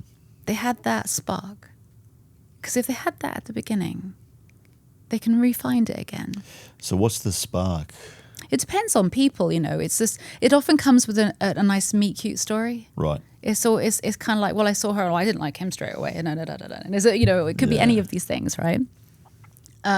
Or it could be they had a passionate one night stand and then they didn't leave each other. There's lots of different relationships start in all kinds of ways, but there's some sort of sexual, physical, emotional, and I'm sorry, there is the physical element. Of course there is. You look at men still look for the waist hip ratio in women, and women look for men who look healthy and strong and off, or they have an image that identifies with strength. It's still, unfortunately, evolutionary psychology tells us that's still ingrained. Okay. Yeah. So something happens. It could just be that you're both reading the same book and you see someone think, oh my God, no one else reads this book except me. But there's something between you that you can look back on and smile. The kind of fucking thing that you have, that if you do choose to stay with them for life or get married or whatever you do, you know, it's the story that comes up in the when it's, I remember the moment when. And if you can go back to that, but you don't have that when you're fucking swiping. And I know some relationships do work out for me. I've met people who've met online. Majority, though, I can say haven't. Yeah. I think it has ruined it. Yeah. And I thought also too, Gwen, social media has been one of the greatest but worst inventions that's ever been made. It's terrible now. Because I think now what we've done is we've created a globalized sexual marketplace. In other words, you have access to different people all over the world. You would just meet somebody in your own town or a school or at an event. But now everything is online, and it's this swipe culture that people are doing. It's like shopping on Amazon or on Netflix. It's the paradox of choice. I don't know what the fuck I want to watch. It's like, you know, when you're scrolling on Netflix, what do I want to watch tonight? There's so many titles I can just flick through. It's like pornography addiction though as well. Yeah, that too. Because there's That's so many terrible. different types of porn, right? So many different types. There's so many different types, so many different looking people in different ways, different experiences, different whatever. And it's just so much choice, and it becomes novel. And it's just like, oh, I can look at someone who's this or that or no. And it becomes addictive because there's always something new coming out. And it's just, and it's being open to people of different backgrounds, whatever, is one thing, but searching it out for sexual experience is another. It's a very different thing. Yeah. And it's just so easy and available. Yes. And it's not real. Yeah. What about men showing emotion? Men have a very difficult time expressing emotions. There's a corner of the internet that says don't ever open up to a woman because it's like bleeding next to a shark. Men would rather men would rather tell their Really fucking harsh. It's horrible, isn't it? It's horrible. Yeah, men would rather tell their feelings to a tree than open up to their girlfriend or Fucking wife. hell. Then they need to leave. Either the man has issues or they're with the wrong woman. Yeah. There you go. That's my But solution. I go back, but I go back to World War II times. Like the men that would have come back from war, come home to their wives. How would of the women back in those days been with their spouses? They would have had fucking PTSD, night terrors, waking up screaming in the middle of the night, crying hysterically. You know, how would have the women back in those days seen their men? And men have a very difficult time. They wonder, is it safe to cry in front of my partner? Men are scared shitless. Men are terrified of that because we've heard stories of women leaving, you know, or being used as ammunition, weaponized ammunition in a future argument. And I'm not saying crying because your partner turned your PlayStation off for some stupid reason like that. I don't know. I suppose if you're really into it. Yeah, but like if we're talking something serious, like there's been a death in the family, his dog died, he sheds a tear. But why would women not want them to cry? Why do you think? From your perspective, from what you feel and see. I think we stereotype what it is to be a man, like masculinity. Yeah. Like, do women have they had a father figure? Have they ever seen their father cry? We see it in the movies, and this really shook me as well. Chris Williamson said basically feels like men have to earn the right to express their emotions. Yeah, they have to build their true. value up. The reason why Brad Pitt can cry on camera is because he's fucking Brad Pitt. You know, he's built his value up. He's earned some... Now you just got me thinking about Brad Pitt. Yeah. I'm like, sorry, back to the podcast. He's earned some manly points. He's the epitome of masculinity. Like, I'll use another example, C-Bum, Chris Bumstead, who's a famous IFB professional bodybuilder. He reportedly cried in his girlfriend's arms. But see, he's the epitome of masculinity. You look at him, he's like this fucking Greek god. He's massive, but he's, you know, he has that stoic, he's masculine, but yeah, he cried in his girlfriend's arms. So when is it acceptable for a man to cry? Like, when is it safe to cry? Anytime he fucking needs to, I think is the answer. And I think if you're with someone who doesn't make you feel safe enough to cry or has a bad reaction, then that's something to either talk about, but if it keeps happening and they really reject that, on either way, male or female, if you can't express a full range of emotions, you're in the wrong relationship, or you're in a relationship that needs some work and development, for sure.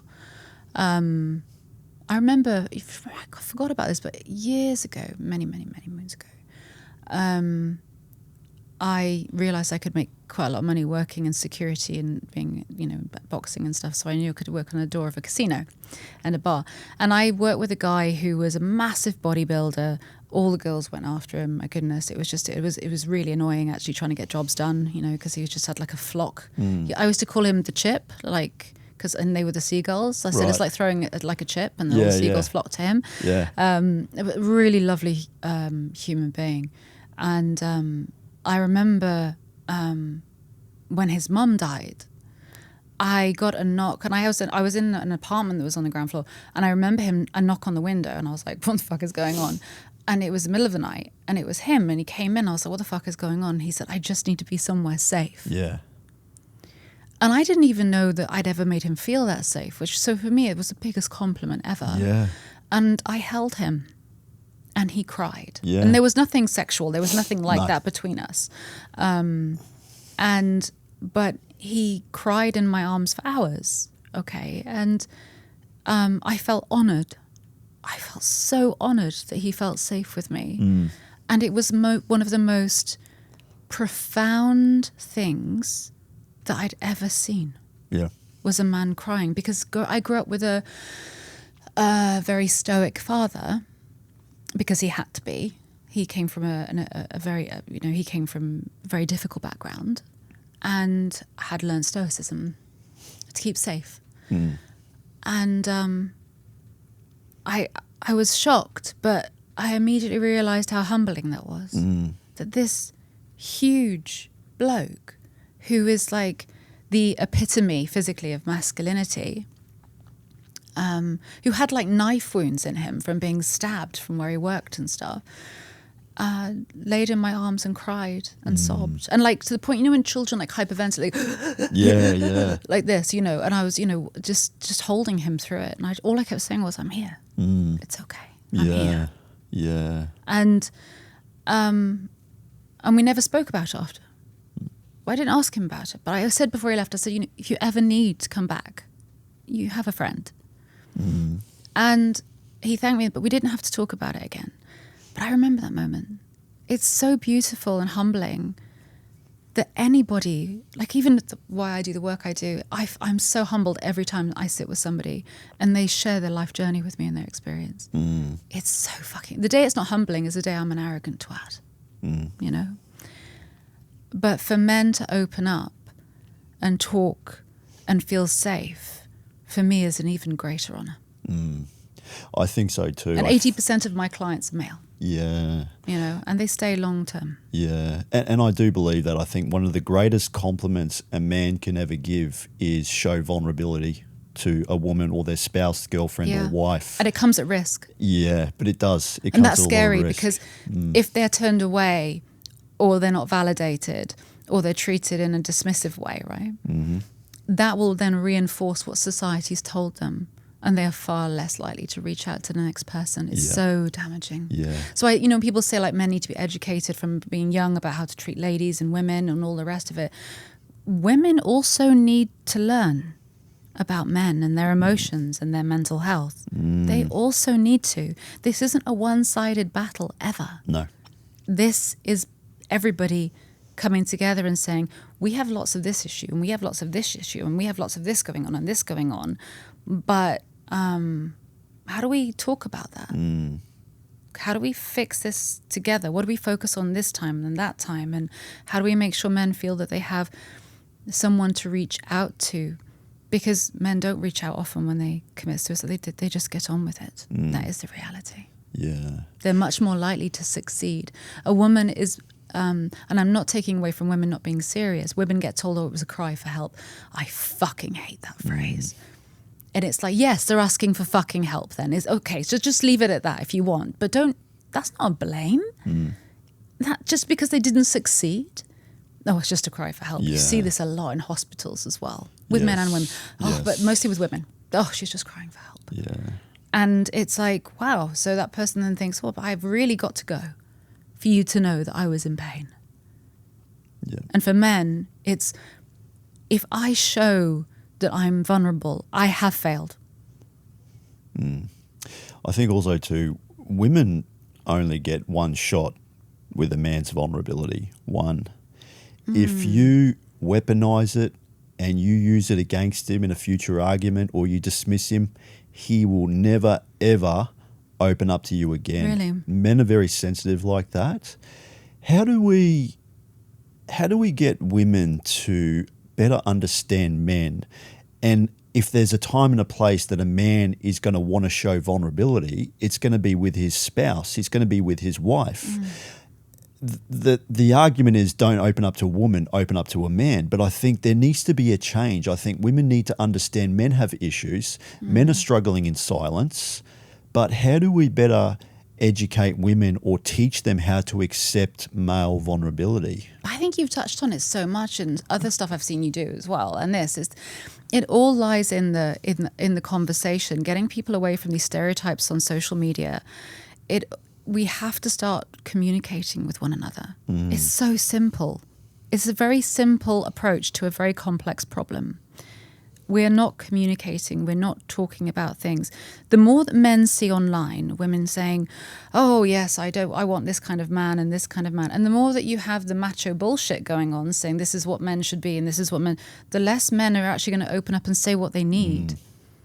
Yeah. Because also men are saying what they need, but I don't think anyone's listening enough. I think that even the suicide numbers themselves, when you look at when they're peaking as well, depending on country and region and area, etc. But one of the peak times is when men are in middle to older age, so sort of like the 50-60 mark, you see a massive increase as well in suicide rates because they feel they've got no one to talk to and they've lost their purpose. And they've held this role for so fucking long.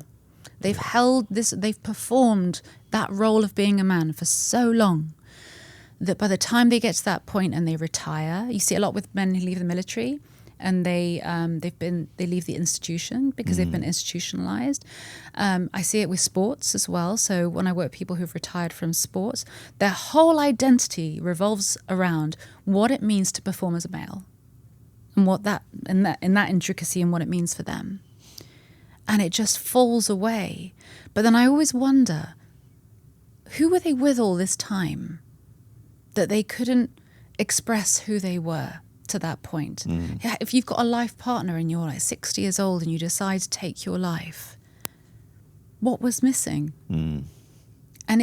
But the more we perform in these roles, the more, and that's why I worry about young people with social media. When I remember seeing something about this girl and she was talking about how she looks and how the surgery she was having, what she expects of a man, and she was slagging off, it was quite funny, she was slagging off Gen X, and we're sat there, we don't give a fuck. We're just like, oh, okay, you're gonna reach older age one day, Yeah. But I remember thinking, God, man, I hope you develop some sort of fucking personality because you're gonna be fucked later on. Because you can't hold that together, love, because you're going to get to a point you're going to break. Yeah. And you literally base everything, like you're saying, on extrinsic.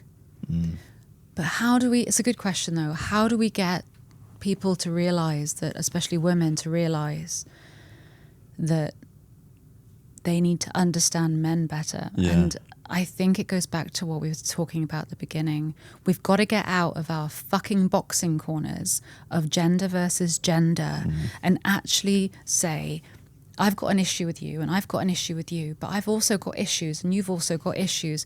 So let's put the fact that I don't like you maybe even aside and let's just come together and say, right, how do we now work about this? We need to have more forums where we're talking about this shit and not just having people fucking doom scroll. We need to have people that literally are coming together and saying, we need to talk about what's happening to the future of men and women.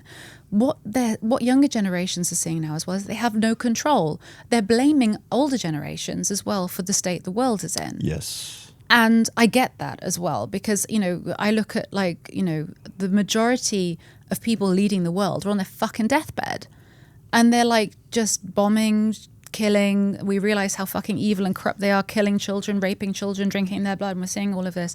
And then I see the younger generation focused on what I've got to have a Ferrari. I've got to have I don't know, whatever fucking fashion it is for women to look like now. Before it was like, eyebrows like fucking KFC wedges and an ass like a baboon. And now it's something else. I don't know.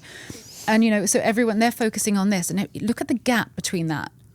You're going to have to lead the world. So, and then they're saying, but they're not leaving it to us. And that's good point. It's not being left in a good shape. Often it hasn't been historically. Yes.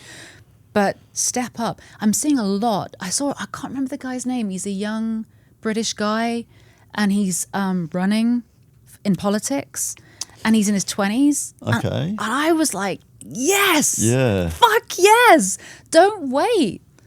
Run, start making changes. You need to see younger people leaving school, and running in politics, talking about politics, getting out there and saying this political system is so fucked, the social system's so fucked. We're sick of the tech companies driving everything down as our necks to make sure that they're governing us now. Yeah. Young people have to come together and say we want to take control. We don't want to be apathetic. We want to take control of where our futures are going. We don't want to just take studies.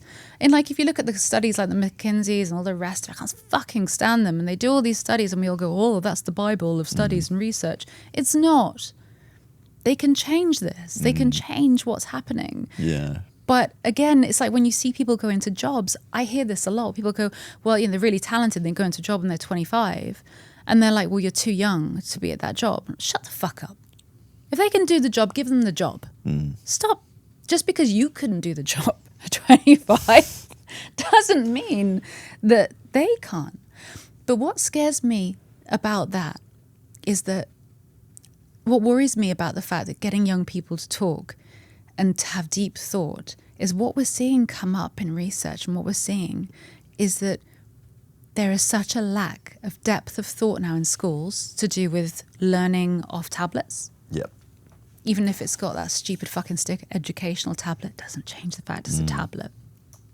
And like you said, gaming, going on to the internet. Although gaming does have communities, like I said, but the gaming and the swiping culture, everything about different social media platforms, everything's a fucking performance. And nothing has depth of thought. We now have less thinking going on than ever. It's much more likely that we see, we align ourselves with things that sound assured, look good, and are in fashion. I hate the fact I'm bringing him up again.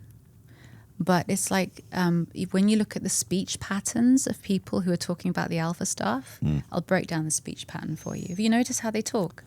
No. They talk in absolutes and they talk really, really, really, really fast. You want success, you want the car, and you want the Ferrari, then you have to forget about this. You have to forget about that bullshit. What that does is it destabilizes you when you're thinking. It's the same way that social media and constant fast swipes does. It destabilizes your thinking. You don't have time for your brain, your working memory, to start processing. So what happens is it destabilizes you. And when you start to then tune in again to what they're saying, they talk so enigmatically. They talk so with such conviction that you believe them, because your brain already feels like it can't keep up. You then feel insecure in the conversation. And then you think, if you've ever had someone talk at you like that, and then you go like, and your confidence just goes down and down and down and down. Yeah, you feel like shit. And then they say at the end, but I can make you feel good. I can make you feel good. Follow me. And then you're like, yeah, I need to follow them. And that's what they do. And if you interview these people and you hold them in a space, I saw a young woman do it with someone. I saw a video going around and she was on a microphone. She held him and she went, no, you're going off that way. I want to go back to this point. I want to go back to why you think that. I want to understand it better. And the guy was fucking lost and broken because she paused it. We don't pause enough to think. We're not thinking anymore. We're so busy. Doing, reacting. We react all the time. Yeah. Well, I think it's just going back to what I was saying before, Gwen, is people don't use their fucking brains. I mean, that's the summary of what I just said. I like it better, the way you said it. They're not using their brains. But as a psychologist, I can't say, go, you all just don't use your fucking brains. But that is the summary, right? Yeah, they are picking and choosing. Like they're and going back to Andrew Tate, he has some extreme views, but there are things that you can extract from his message that are good. He has some good things to say. Vice versa, there's some things that I'm sure a lot of women that have said that are quite controversial, but there's some good things that they say too. Yeah. But I think people just get fixated on just the extreme end of it and can't really think for themselves and use their own thinking to try and extrapolate that and think, okay, what's the good message that he's saying? There's some good things that he's saying. There's some good things that she's saying. So I think we've lost our fucking minds in a sense. We have. When I went through training and I was studying, so in the doctorate, we talked about Heidegger, Sartre, all these people, sort of the philosophy that feeds into existential psychotherapy. Yeah. Heidegger, and they talk about Heidegger and what a genius he was. But he also supported the Nazi Party and had a girlfriend that he hid that was Jewish. There was a lot of shit going on. Sartre, everyone quotes Sartre. I love this on social media, like Sartre's this and Sartre's that. Sartre was trying to, he used to groom young girls and he wanted to lower the age of consent. Right. Of marriage and stuff and consent. And I'm like, but then it's this. I could leave it at that. Fuck Sartre. Fuck Heidegger. Fuck Freud and his stupid original theory that children wanted to be molested. Psychoanalysis must be shit then. You've got to separate the complexities. It's, okay, Sartre came out with this amazing shit, but he could be and was a shit human being. Heidegger, shit human being. Okay, but let's take what he came out with. If we suddenly find out that Einstein was an absolute monster of a human being, would we then dismiss all his theories and say we don't want to hear it anymore?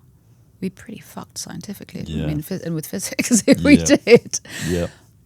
But we have to be able to have these in-depth conversations, admit we're complex. Like I said earlier, there'll be things that I believe that you won't believe, and vice versa. But the beauty and the power is in conversation. Yes. And that's where the depth of thought, I can't remember the last time I sat in a sort of cafe and just fucking talked to someone about my phone going off. And just talked and talked and talked and just like talked about life, what was going on, and not get distracted. Like now, people that talk about a movie and they're talking about, I love this movie and I don't remember what it was called or who directed it, but do you remember that thing? And they go, oh my God, yeah, the storyline. And they talk about the storyline in depth. But this is what used to happen, right? And they'd be like, oh, yeah. Do you remember the director? Nah, we'd move on, right? And now it's like, with that movie, but who directed? Oh no, I'm hung up. Wait, Google, let's all start scrolling, and everyone looks at their phones and they're looking for the director. And then they're like, oh yeah, that's the person that directed it. And the conversation ends. Yeah. So what do we do, Gwen, with everything that's happening right now? Obviously, you and I have to become politicians and run everything. Yeah. I think, just in my personal opinion, we need to keep talking about these issues. Yeah, we do. Yeah. We can't just keep fucking sweeping it under the rug. Yes. As I said, we need to see the challenges. That's apathy, right? Yeah, we need to see the challenges women are facing. We need to see the challenges men are facing. We also need to start using our fucking brains. Yeah, okay? we do. That's a big thing. But what else do you think we need to do? This gender divide, because I think, and I was talking to a very high performance entrepreneur, it's going to be a war on the minds. So in other words, I think what's happening is it's leaking into young people's minds, and this is what's going to happen now is people are just going to obviously just believe on what the news says or believe what such and such says. It's a war on the minds. There's a lot of thinkers, big thinkers, that are stating, who have started talking about this war, the war on consciousness. And we all know about the unconscious and the unconscious, and the conscious, and what's lying under the surface, what's on the surface for us. But when they start talking about it, it sounds kind of wishy-washy and conspiracy and kind of alien talk, and that's what I've noticed people react to it. Yes, but that's your mind. That's what they're talking about. And the war is to take over everyone's minds. And this is going to sound like, oh no, she's going into conspiracy, but it's not. No. Everything is about, we are being trained to behave in a way that the powers that be want us to behave. Mm-hmm. And tech companies all want our attention. And I hate to break this to people, attention comes from the mind. So that is a war on the mind. Mm-hmm. It's like schools. We look how schools were set up. And if you look at the history of how schools were set up, they were set up for obedience, to have an obedient population. And that has not changed. They don't want to change it. Mm. It is a war on the minds. And even when you look at an example that's very current, you know, people talk about the Epstein files, and the statements were made that we're not bringing this out all at once. We're doing it bit by bit because we're working on it, but also it's a lot for people. That's absolute fucking bollocks. And it really pisses me off. Human beings can deal with it. We can deal with it. What they're doing is they're not allowing you to deal with what happened. Mm. So you'll see 5 things that happened with these people, and it's really evil. And then while you're saying, well, we've got to react on that, we've got to do something, they'll go, oh, here's 5 more things. Destabilize. They destabilize your thinking continually. Yeah. And it's a game. Yeah. It's an absolute game. It's like when you look at the, in my field, you have all these people on social media. They've researched, I think they said about 60% of what you see on social media to do with psychology is misinformation or misleading. I think it's a lot more. Yeah. There's so many people who tell me they're psychology influencers, and I'm just like, you can have a passion about subjects and talk about it, that's great, but don't call yourself a fucking psychologist if you're not one, for example. But there are people out there who are saying, you know, I talk about life and I influence people in life, but they've not actually lived a life. So I find this very, very difficult to understand. But they come out with these very far-reaching, very antagonistic views, and people stay because we love negativity, right? We love a good fight. And I think I've said this before. It's so much easier. I said this before on something else on a podcast. It's so much easier for your brain to deal with a small fight on the internet than it is to deal with the big problem that's going on. Yes. So we lose ourselves in tech, and the tech companies know that. And they're making so much money from it. The toys are becoming AI now. I mean, AI is, I mean, it's already out of control. It's scary. I mean, the timing I grew up, right? We did watch Terminator, and it's really like, my generation as well is sitting around and going like, do we need to bring that out again? Like it was really bad. Yeah. And it's happening. And they're not even talking about, you know, all these jobs are going to be depleted. So now people have fear about which jobs they're going to. Yeah. So when you're talking about people saying they don't want families, they're panicking because what job will I have? Yep. The subjects that students are studying in university are going to be obsolete when they leave unless they're in certain professions. And it's all about taking over how we think, how we are controlled as well. And people, I just wish they realized how intelligent and clever we are as human beings and what we're capable of. But we are handing ourselves over to ease and apathy and tech. Yeah. But it is. They don't want you thinking for yourself. Of course not. That'd be dangerous, right? Yeah. They don't even teach anything like that in school. They don't teach kids, entrepreneurial skills, how to build a business, how to market themselves. You know, your first home, real estate, nothing like that. Nothing like that they really teach. They just... No, and of course not. Yeah. But it's also, it's not new, right? And I know I spoke to you before and I said about this whole thing about the Roman circus. And people think this is a new thing, but this isn't. If you look at the Roman Empire and how, you know, they influence, you likely have short hair because of the Roman Empire, put it that way. You know, like the masculine look was actually to have warrior long hair, etc. in many cultures, right? And you know, you see it, but it was about obedience and discipline. And this is like in the haircuts and like the cleanliness and, you know, the way you come across. But the Roman circus was about, you know, the gladiator. We all like the movie Gladiator, okay? And you see this and people are starving on the streets. And Marcus Aurelius at the beginning says people are starving on the streets. They aren't able to eat and there's so much poverty. So what they do is they distract with a game. And they distract with a game and they have people versus people, and there's status and masculinity and aggression and all the rest of it, and everyone picks a side, okay? And they get food at these events, and everyone's then, and they're cheering, and there's all this dopamine going on, cortisol. It's great, it's wonderful, and it distracts them. And then you see that now, if you think about any team you support, it's the same thing. Yeah. When you look at how much football players, like Premier League football players, get paid. It's an astronomical amount. Look at the amount they get paid compared to someone who does heart surgery on a child. Yeah. But we reward. We have bought into a system that rewards that. So the way we think is like, oh yeah, but they're a top footballer. When the way we should be thinking is, why the fuck do they get that much money? Yeah. When this family over here, and this guy's doing 3 jobs, and his wife has 2 jobs, they can barely see their kids, and they can't switch on the lights at the end of the month? Yeah. Yeah. But this has been this is time old.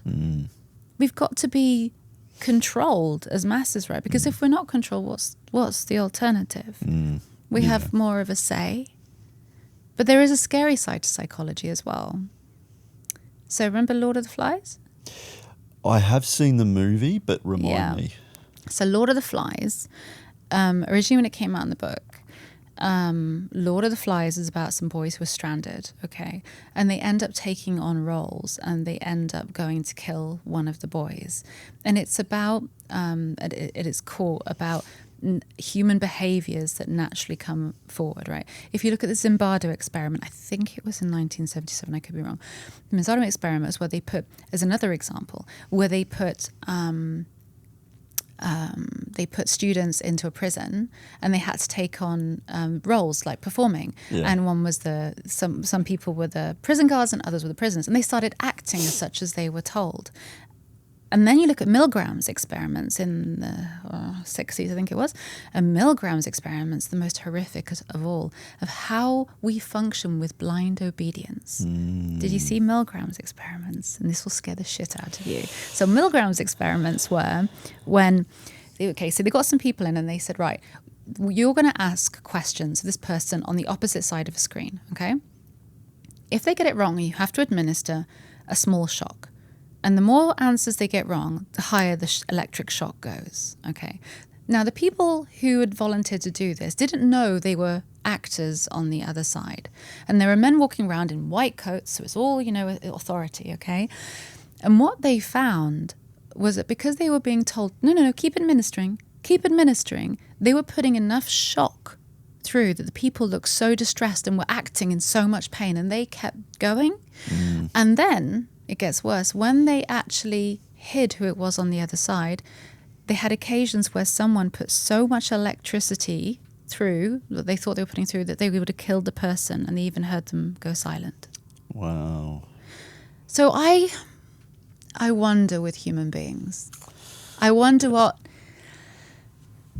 do we need to be controlled and told what our roles are and be organized? Because at our basic human level of human nature, are we inherently capable of just chaos and terrible things? I don't know. Yeah. I think it's a war on the minds, Gwen. I think this is the biggest threat to humanity right now. People not being able to think and come to their own conclusions. Blind obedience. Yeah. It's been... We got warned about this many years ago, that the human beings are weird. But those experiments have been used. When you look at, like, where people, they always quote online, they go, well, the CIA this, or, MI6 this, or who is using this. It's always these there's always psychology that they're using psychology against everyone. Yeah. Even when you go to the supermarket, everything has been mapped out by a psychologist about where you look first and the colours you're attracted to. Yeah. They Well, look at capture your mind. advertisements. Look at that. Yeah. They're on late at night. You've got your KFC, your Hungry Jack's commercials, and the colours, they're bright. When I quit alcohol, I noticed how much alcohol was on television. It's on everything. Yeah. But then that's another thing about control and psychology, that you save up all your money as a young person. I think the younger generations are doing better at not doing this, but definitely for me and millennials, it was very much about it was very much about save up your money to the weekend, get absolutely lashed, you're just drinking alcohol, you're going to piss out of your system, and get, have fun or whatever, let off steam, and then you don't become a problem, right? Because you've got something to look forward to. And then you go back, and the taxing on the alcohol and the industry and the deaths that it causes. Alcohol. I remember when I first studied psychology and I was told that they said if we introduced it now, it would be illegal and it would be a Class A drug. And I was like, what the fuck? Yeah. And then the lecturers are like, is anyone going for beer afterwards? And I was like, what the fuck is going on? Yeah. But it controls your mind. Yeah. It all does. So I don't think it's a new thing, but I think we're at a time where it's critical now that people are going to lose all control of their mind if they don't realize. It's like all the AI that people are using, all that data, people saying it doesn't collect your data. Of course it fucking does. Come on. Yeah. I think we can stop trusting authority now, right? Have we covered everything? We've talked about a lot of different topics, but is there anything else that you think we should cover? I don't know.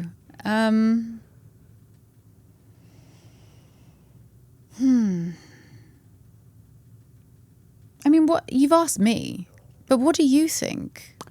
I think the biggest takeaway from this is, and what I would like to see is, we need to stop bashing each other.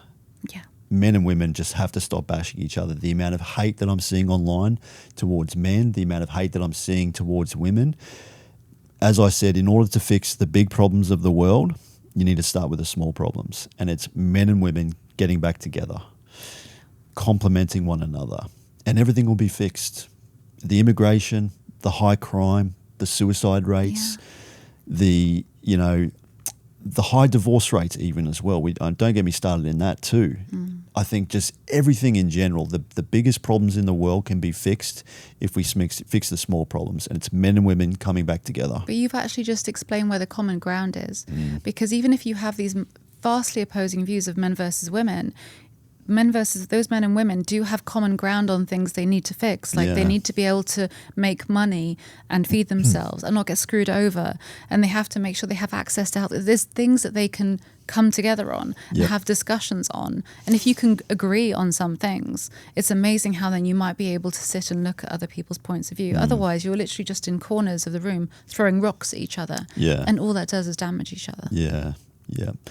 I think where we go from here, I don't know, but I think that's where we need to start. We just need to be kind to one another. I think if we don't, where we go from here is to a very, very dark place. Yeah, yeah. And I think it will be very, very difficult to turn back. Yes, yeah. It's been a very insightful, in-depth conversation. I've really enjoyed having a chat with you, Gwen. Me too, it's been great. Could talk to you for hours about all sorts of topics. But where can people find you? So you're on the socials, you're on... I'm on Instagram. I joined TikTok a few months ago as well. That was a learning experience. Yeah. But I'm mainly on those two platforms. Yeah. Yeah. Sure. And if people want to book in with you, it's Gwenhwyfar.com. Right. Yeah, right. it's very simple. Not many people wanted that website name, funny enough. So it's just Gwenhwyfar.com. Yeah.